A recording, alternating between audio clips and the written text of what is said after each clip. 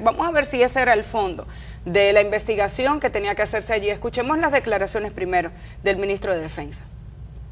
Los soldados no defendieron a los médicos. Nuestros soldados están en nuestra frontera defendiendo nuestro territorio y toda la vida humana están ahí. Si usted se da cuenta, los médicos no tienen ni siquiera un arruñazo, hablando en términos llanos. O sea que nuestros soldados hicieron su trabajo. Gracias. ¿Y la investigación? Y la investigación, no sé, yo no sé si se escuchó al aire todo, porque nosotros en el estudio escuchamos la declaración por la mitad, ¿no? Pero él decía, si ustedes se dan cuenta, bueno, los médicos no tienen ni un rasguño. Supongo que eso es gracias a la acción de los militares. Porque por las declaraciones de Paulino Sem fueron los militares los que resolvieron el problema. A pesar de que los militares no realizaron ninguna acción.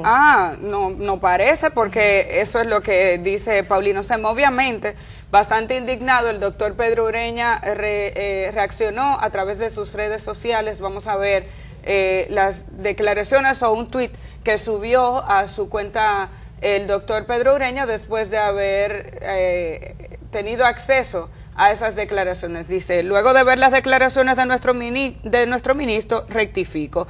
Gracias a nuestro ejército por su valiente defensa de nuestro grupo, propongo una medalla al valor demostrado y exhorto a todos los dominicanos a visitar esta zona también protegida. Evidentemente, ese es un tuit en tono bastante irónico por parte del médico. Hemos dicho en más de una ocasión que la situación que se presentó en la frontera probablemente no podía ser resuelta por los dos militares que estaban allí, pero lo que se esperaba era incluso una investigación que profundizara y determinara si es que no existe un protocolo de acción para los miembros del ejército que están en la frontera. Su pasividad, su inactividad y su inoperancia hizo que estas personas, no solamente estos 7 motociclistas, sino también otros dominicanos que transitaban con sus vehículos, no tuvieran la asistencia necesaria de un organismo de seguridad que les garantizara cierta estabilidad y que les garantizara su vida.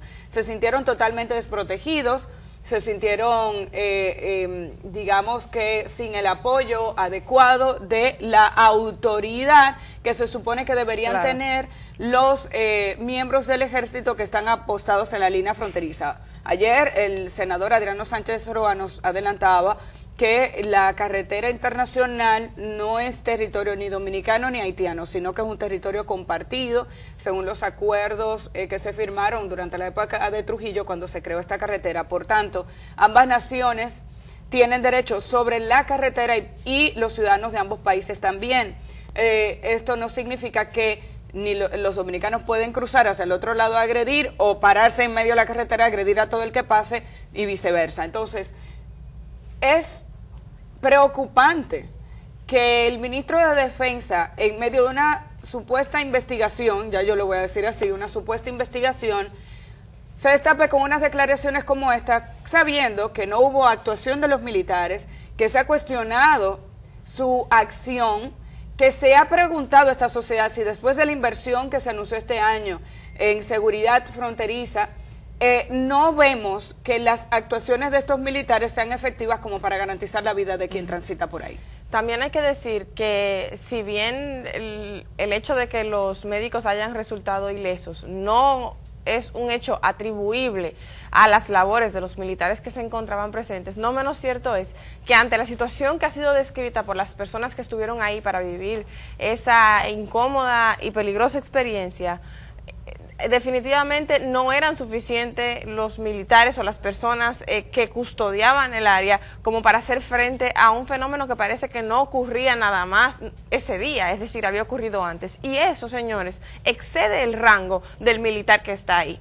O sea que si vamos a establecer responsabilidades y si se va a investigar de verdad, muy probablemente rangos por encima de los que estaban ahí en la frontera iban a tener que ver con la negligencia que implica no tener suficientes personas para proteger a los dominicanos que se encuentran en una situación de vulnerabilidad ante actos delictivos que ocurren en la frontera. Dicho eso, ¿a quién le corresponde, por ejemplo, determinar cuántas personas son suficientes para cuidar la frontera? ¿A quién le corresponde que esas personas estén debidamente armadas o equipadas? ¿A quién le corresponde que se establezcan las sanciones cuando no están presentes las personas que se supone que estén en sus puestos en el momento indicado para atender este tipo de problemas? Supongo que no a las personas que están detenidas en la frontera y por lo tanto supongo que eso tenía que escalar a más rangos, pero cuando eso pasa las investigaciones son difíciles. Bueno, y quiero rescatar un par de fragmentos de la entrevista que hicimos ayer al senador Adriano Sánchez Roa, senador por Elías Piña, porque él hacía una descripción de la situación de la frontera que creo que es importante destacar. Esa falta de institucionalidad que existe en Haití, que en este momento incluso vuelve a estar en términos políticos y sociales en una situación bastante vulnerable. Hay incluso protestas, solicitudes de que el gobierno sea derrocado, dificultan incluso que haya un diálogo permanente y estable con las autoridades haitianas que están al otro lado de la frontera, por lo que tomar medidas en conjunto es un poco difícil. Escuchemos cómo lo dijo el senador Adriano Sánchez Roa aquí. El asunto es más complejo que lo que la gente a veces está viendo, que si el guardia, que si la Fuerza Armada. El asunto tiene dos elementos que yo veo. Uno, de que para corregir el asunto de la frontera, realmente lo importante sería con el concurso de los dos países, y con el concurso de Haití no se puede hacer nada. A mí me ha tocado ir, recuerdo hace 2 años, por la presa y el Altibonito, y tuve una reunión con 17 ministros, y a los 2 meses no había un ministro de esos. O sea, estamos hablando de una situación, ahora mismo es tan caótica que hay 233... Bueno, no duran las autoridades haitianas. Ese cambio permanente hace que tú no tengas un interlocutor válido, porque hoy te reúnes con un alcalde o con un legislador que mañana no está. Y eso hay que tomarlo en cuenta, y viniendo de una persona que funge como legislador en esa zona fronteriza, creo que está llamando la atención sobre un punto que es sumamente relevante. Él también habla de otros aspectos que tienen que ver con la frontera. Así es, él sugería en la entrevista 4 aspectos a tomar en cuenta precisamente para empezar a dar solución integral a los problemas que enfrentamos los dominicanos y los haitianos en la frontera. Vamos a ver el corte. Haitiano. Yo digo que nosotros, independientemente de la posición que uno tenga, debíamos ver cómo nos acercamos a una posición como país. Por ejemplo, la posición de alguna gente de que los militares debieron haber actuado ahí, y eso es lo primero que uno piensa, que esos 2 guardias que estaban ahí debieron haber tirado para arriba o para abajo para evitar quizá muerte.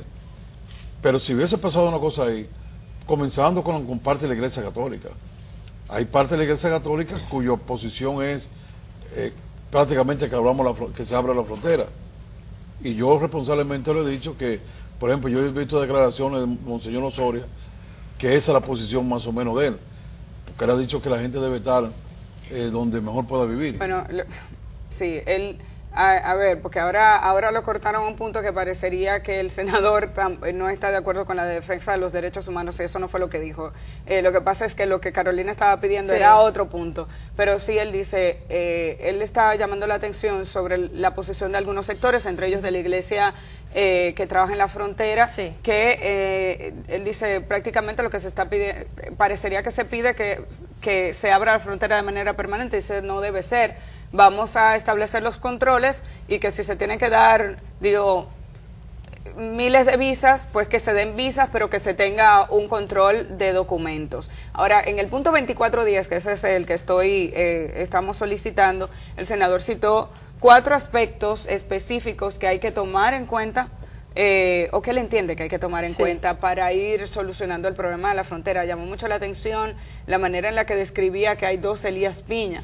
Una, la productiva, que tiene una serie de rubros, incluso de exportación, y que suple parte de la canasta alimenticia de nuestro país. Y otra, Elías Piña, la que está sobre la frontera, la que está más pegada a la frontera, que prácticamente está desértica, que hay cada vez menos habitantes allí, el terreno no es tan fértil, pero también la población se ha ido alejando para buscar las zonas donde tiene mayores posibilidades de encontrar medios de vida. Yo creo que lo tenemos listo. Vamos a escuchar esas 4 alternativas que plantea el senador. Tiene varios aspectos. El primer aspecto es ponernos de acuerdo los dominicanos para ese llamado protocolo que le hemos definido nosotros.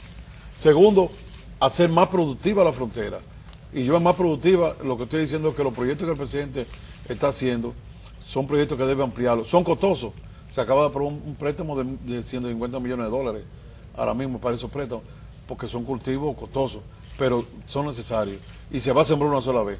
¿Qué más? Tercero, la carretera, que esa carretera va a haber que buscar o el aval de Haití si no tiene dinero para invertir, o que lo invirtamos entre los dos.